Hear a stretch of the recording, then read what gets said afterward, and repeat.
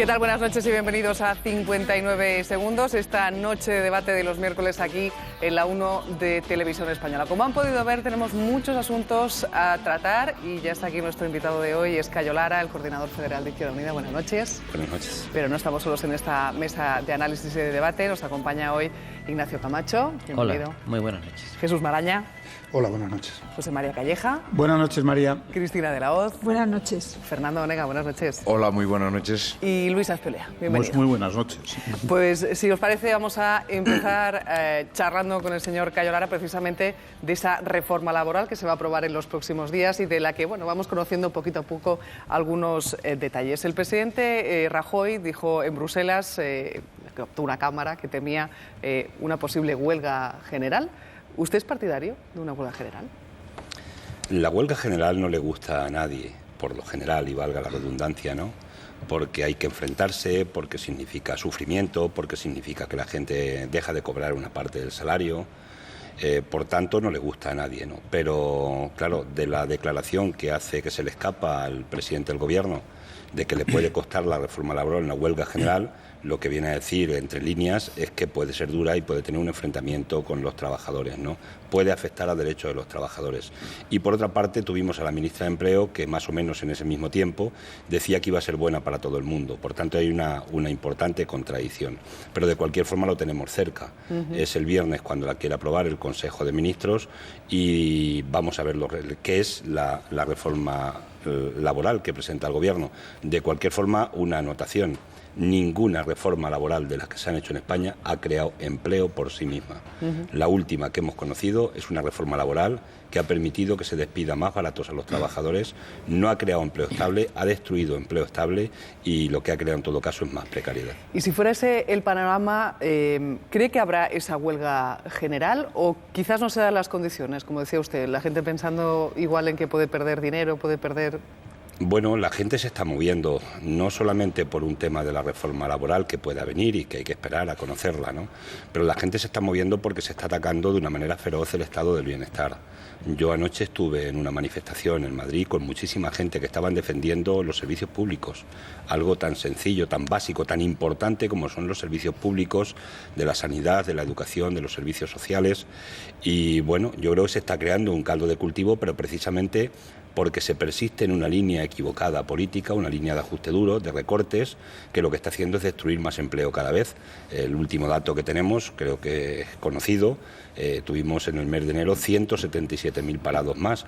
Por tanto, yo creo que debe llegar ya un momento donde el gobierno de turno, y en este caso el gobierno del PP, tiene que corregir con sus políticas porque se ha demostrado que son equivocadas las políticas que están aplicando por parte de la Unión Europea y que se están aplicando en los países, como en nuestro caso España, de recorte y de ajuste duro, con el dios de control del déficit como elemento central de toda esa política.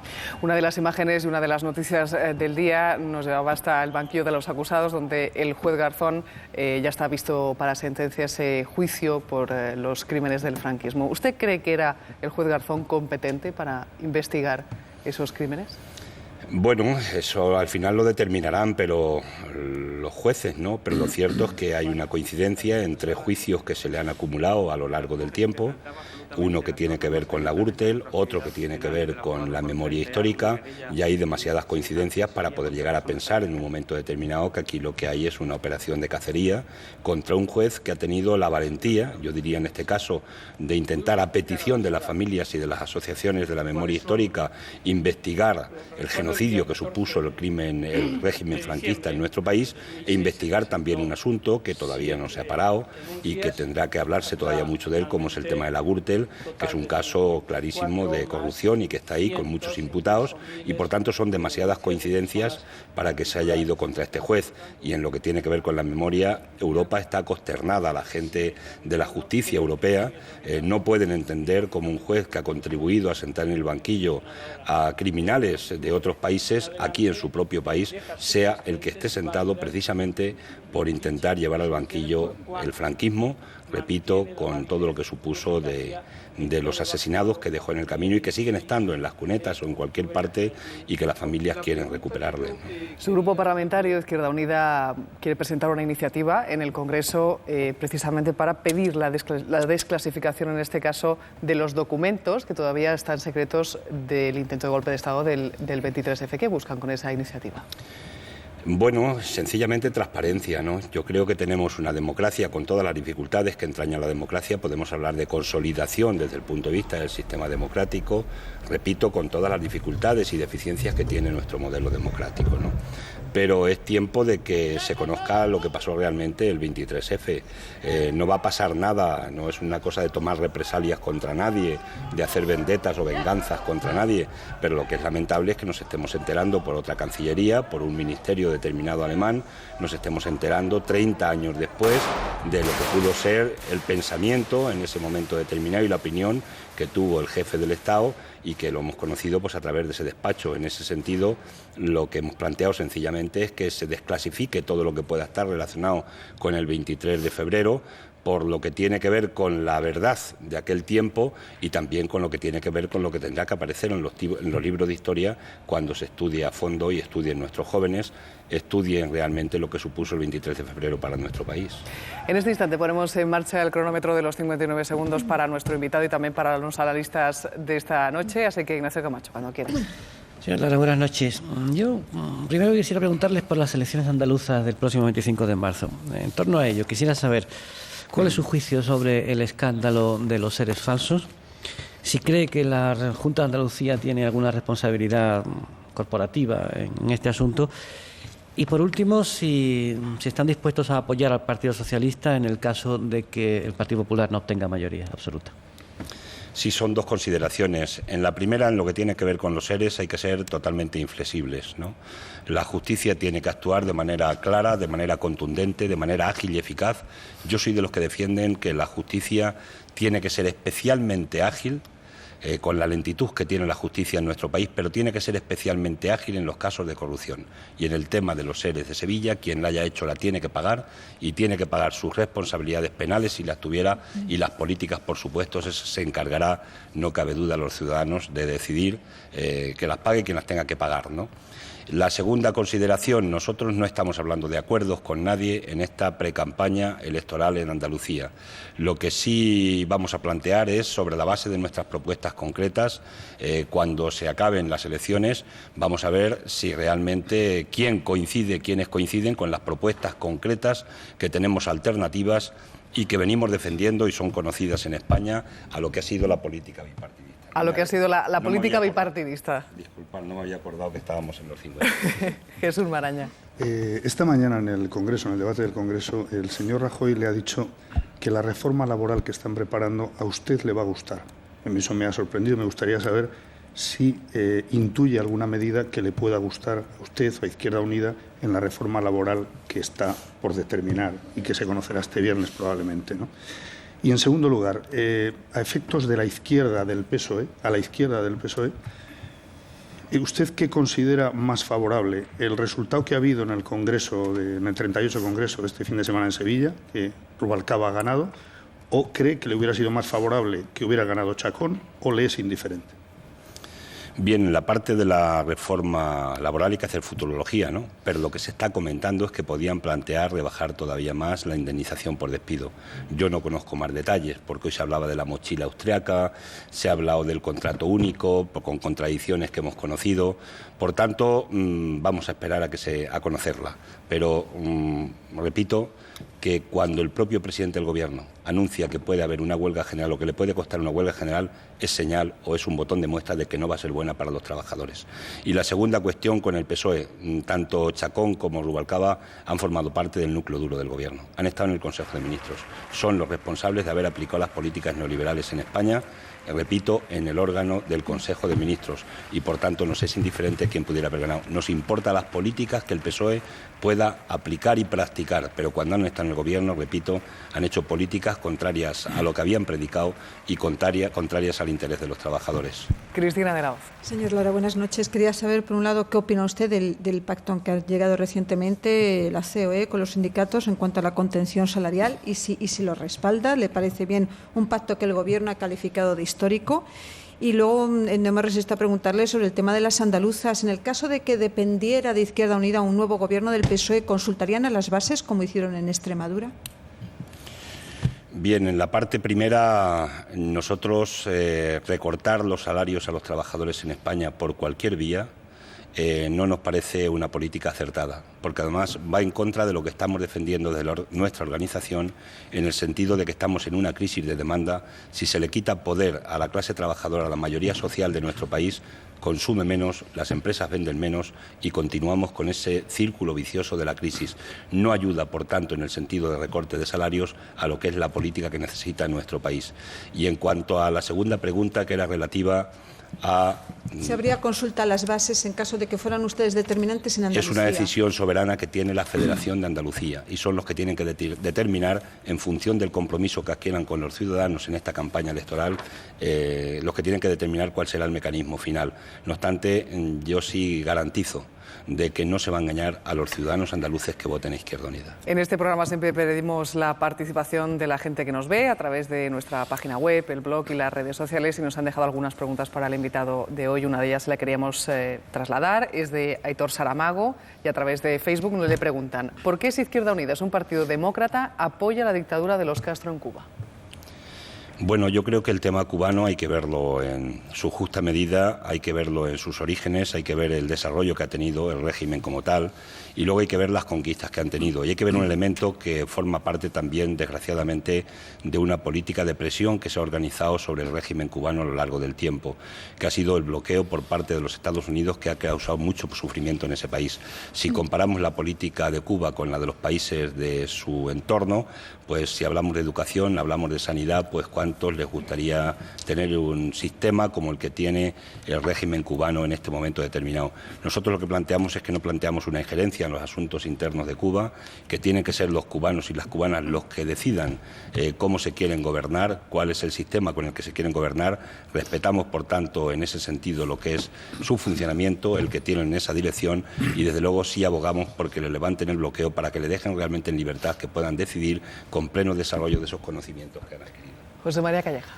Sí, buenas noches. Varios miles de aspirantes a profesores en enseñanza no universitaria, según los sindicatos 60.000, están en estos momentos irritados porque cuando llevaban preparando las oposiciones una serie de meses y habían gastado dinero en academias y en material didáctico para preparar esas oposiciones, han visto cómo se les cambia de la noche a la mañana.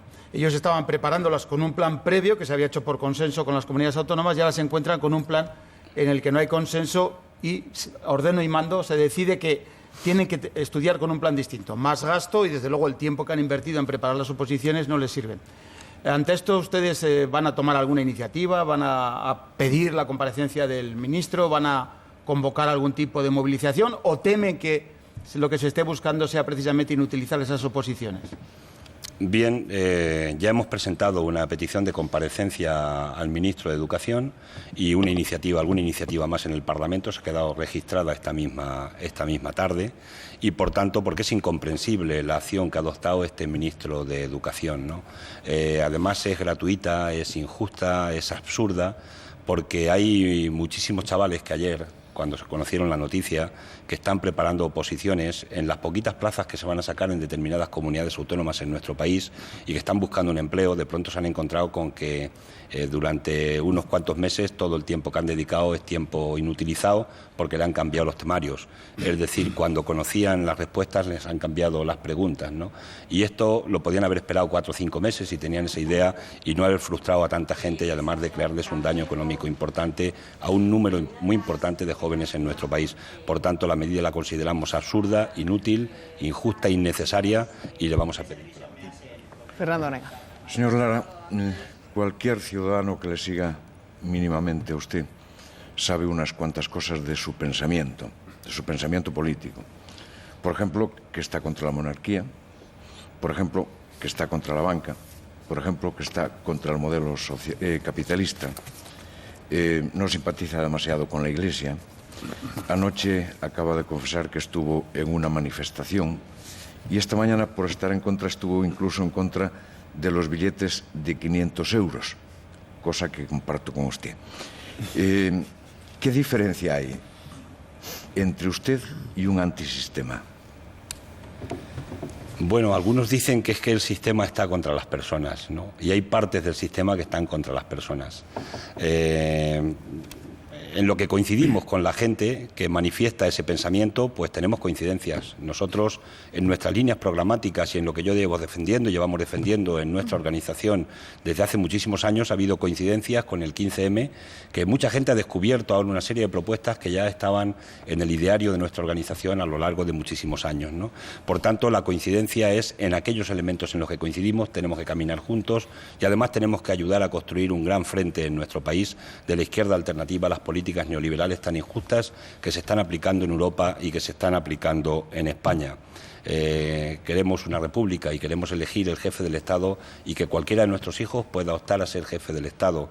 Queremos un Estado laico, no queremos que la Iglesia sea la organización más subvencionada del Estado y, en definitiva, lo de los billetes de 500 pues es tan simple como acabar con el dinero negro. Vamos, Luis Apelea. Sí, precisamente yo iba a empezar por ahí, por lo de los 500 euros, por los billetes. Ha pedido la retirada Rajoy de los billetes de 500 euros. Ha sido una de las sorpresas que ha habido en el debate de hoy a la mañana. Sí le pediría que explicara el porqué de esa retirada. Acaba de decir rápidamente que tiene implicaciones con el dinero negro, si podía explicarlo un poco más. Y luego tendré que hacer otra pregunta más general, si a partir del debate de hoy, que es el primero de importancia que ha habido ya en el Congreso, en la nueva legislatura, si hay pistas, hay muchos grupos ahora a la izquierda, si hay pistas para una especie de pacto de izquierdas, qué relaciones van a tener con el PSOE en esta legislatura de cara al gobierno del Partido Popular. Bueno, lo de los billetes, intento ser rápido, ¿no? Se calcula que hay 200.000 millones de euros en billetes de 500, le llaman, como sabéis, los Bin Laden, porque nadie les había visto, todo el mundo hablaba de él, pero nadie les había conocido. Y de lo que se trata es que ese dinero creemos que se mueve en el mercado negro de una manera importante. Por tanto, proponíamos una vez que cambiarles el color, pero simplemente con suprimirlos y cambiarlos por moneda de menor valor, se acabaría con una parte importante de ese dinero negro que hay en el mercado y que pagarían sus impuestos de una manera importante. En España se mueve un 26%, que es aproximadamente 50.000 millones de euros. Hablamos de muchísimo dinero. Ese es el sentido que tiene la propuesta y se tiene que hacer a nivel europeo. Y luego la segunda cuestión, pues con los grupos en el Parlamento coincidiremos en función de las propuestas programáticas. Y con el Partido Socialista, pues si estuvieran de acuerdo en que no hay que aplicar el déficit en la Constitución, que hay que quitar el escudo antimisiles, que hay que suprimir la reforma laboral que hicieron, es decir, que no hay que hacer políticas de ajuste duro, coincidiríamos con ellos. No es la primera vez que el señor Cayo Lara viene a 59 segundos, así que no le vamos a hacer pasar otra vez por la tortura ni a él ni a ustedes del test en 59, pero sí que queríamos comentar con él algunas imágenes de la actualidad de los últimos días, empezando por esta que van a ver, una imagen de Alberto Contador. Finalmente 2 años de sanción por supuesto dopaje. El ciclista madrileño, pues, bueno, evidentemente no se rinde, dijo el otro día, e insistía una vez más en su inocencia. ¿Qué le parece? Bueno, la imagen en sí mismo me da 2 palabras, ¿no? Tristeza e injusticia. Me parece que se ha cometido una gran injusticia con Contador y lo digo sinceramente, con toda la sinceridad que soy capaz de expresarlo, y por tanto creo que lo que se tenía que producir es una restitución. No se puede acabar así con la vida de una persona, aunque no van a conseguir acabar, pero acabar con la vida deportiva que ha hecho una persona que ha entregado todo por este deporte tan hermoso que tenemos en nuestro país. Mucho se ha hablado de Alberto Contador, pero también de otro personaje, en este caso de Mahmoud Ahmadinejad. Mucho se habla del presidente de Irán y sobre todo también del posible ataque, dicen, de Israel a su país, a Irán. Bueno, esto podía formar parte de la estrategia que tienen los Estados Unidos y, por ser más preciso, los gobiernos de Estados Unidos, de la que tuvieron con Irak, la que han tenido con Libia, la que pueden seguir teniendo con Siria y la que pueden terminar teniendo con Irán. Yo creo que todo está en este marco, ¿no? Y es que el imperio quiere apoderarse de una parte importante donde sigue extendiendo sus tentáculos, ¿no? A partir de ahí me parece que lo que hay que trabajar es en la dirección de mucha relación diplomática para evitar lo que es evitable y hay que evitarlo, y es que pueda haber más confrontaciones militares, más invasiones de países y que los temas se tengan que resolver por la vía de la guerra. Me parece que eso es una barbaridad y por tanto tiene que trabajar la diplomacia y desde luego también hay que desmontar una campaña importante de mentiras que se están montando con respecto a la situación tanto en Irán como en la propia Siria. Y para terminar, queríamos también preguntarle en este caso y conocer su opinión sobre un movimiento de protesta, es el Yo no pago, ese contra la subida de las tarifas de los transportes públicos.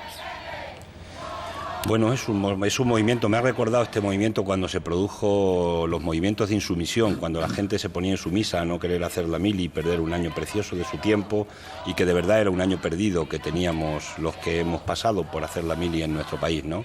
En este caso tiene que ver con la economía, con la subida que hubo de un 50% en el precio del metro, de un transporte público, y es un movimiento que plantea de alguna manera una acción directa para decir, poner lo que están poniendo de manifiesto es una injusticia que se está produciendo y la situación social que tiene mucha gente. En España hay más de 2 millones de personas paradas que no tienen ningún tipo de ayuda, hay mucha exclusión social, se está incrementando la gente que va a los comedores públicos y he conocido, y voy a participar una noche de estas en una acción de ese tipo, he conocido que hay una organización no gubernamental en Madrid que llega de madrugada a las plazas de Madrid con unas furgonetas a llevarle comida a la gente y hablamos de noche todavía y la gente sale porque en la oscuridad de la noche no le ven los vecinos, no le conocen, la gente sale a pedir comida y algunos de ellos incluso llevan a los niños al colegio después de coger la ración de comida. Me parece que están pasando cosas muy graves en nuestro país, que están ahí, que forman parte de nuestro panorama y por tanto estos movimientos de protesta que se están produciendo son una respuesta en definitiva a esta injusticia, de esta desigualdad que se está produciendo cada vez más alta en nuestro país. Señor Cayo Lara, coordinador federal de Izquierda Unida, muchísimas gracias una vez más por haber aceptado la invitación de 59 segundos. Gracias a ustedes. Hasta otra.